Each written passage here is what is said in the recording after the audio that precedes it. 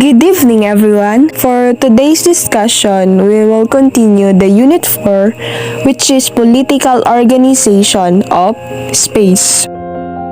Boundary Disputes. What is boundary disputes? When we say boundary disputes, this refers to the disputes over the divisions of land or water bodies among two or more independent countries. There are four ways that may be considered as boundary disputes since World War II. And the first one is possessional or definitional disputes. When we say possessional disputes, it occurs when states argue about where the borders actually is. Like, for example, the United States and Mexico feuded for years over their mutual border, even after it was officially set by treaty in 1848 and boundary between Argentina and Chile. The territorial disputes. So when we say territorial disputes, it arises over the ownership of a region and usually around mutual borders, which conflicts arise if the people of one state want to annex a territory whose population is ethnically related to them. This expansionism in which is called irredentism. Irredentism. When we say irredentism, it is a policy of returning land to a country that it belonged to in the past.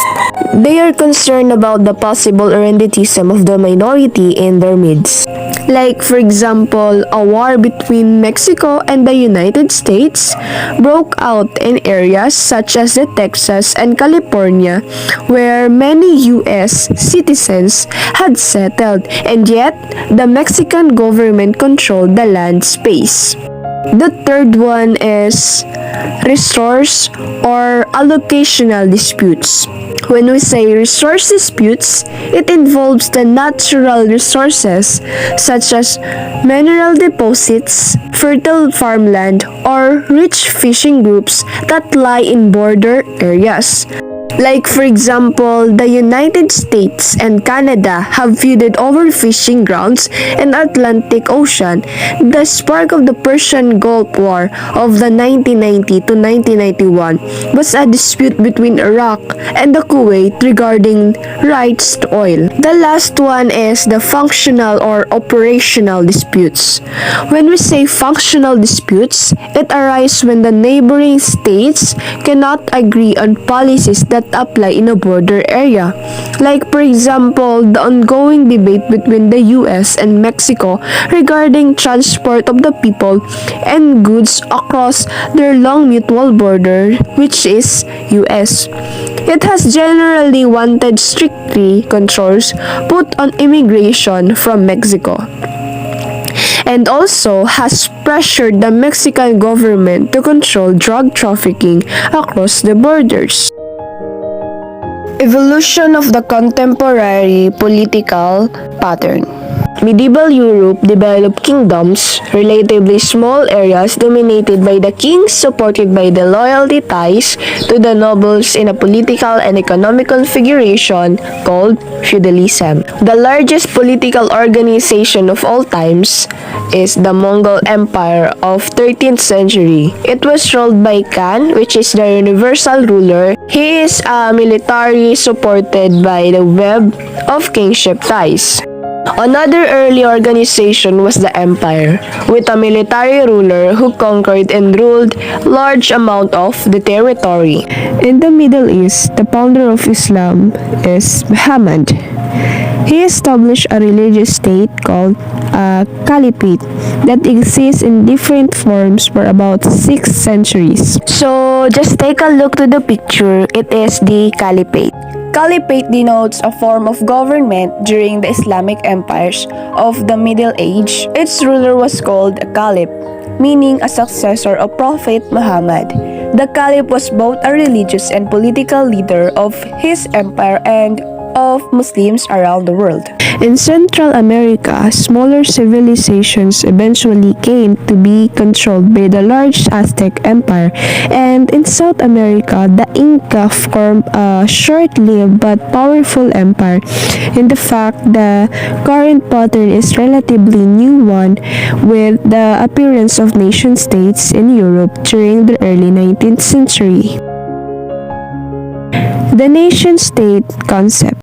The term nation-state refers to a state whose territorially extent coincides with the occupied by distinct nations or people, or at least whose population shares a general sense of unity and allegiance to a set of common values. Like, for example, people within one area think of themselves as a French, and people in other area think of themselves as English. The concept of state is closely related to a nation, which is a group of people that is bounded together by a common political identity.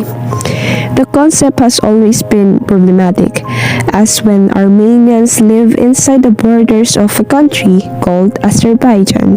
We commonly speak about individuals being powerful, but in today's world, power is territorially organized into states or countries that control what happens within their borders. States often sponsor armies, navies, and or air forces that legitimately use power and sometimes violence, but individual citizens are very restricted in their use of force. States also include institutions, stable, long-lasting organizations that help to turn political ideas into policy. States, by their very nature, exercise sovereignty, the ability to carry out actions or policies within their borders independently from interference either from the inside or the outside. Many have important institutions that promote general welfare, such as health, safe transportations, and effective communication systems and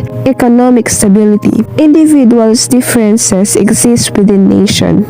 The nation provides the overriding identity for most of its citizens. Variation of nation-state. A binational or multinational state is one that contains more than one nation.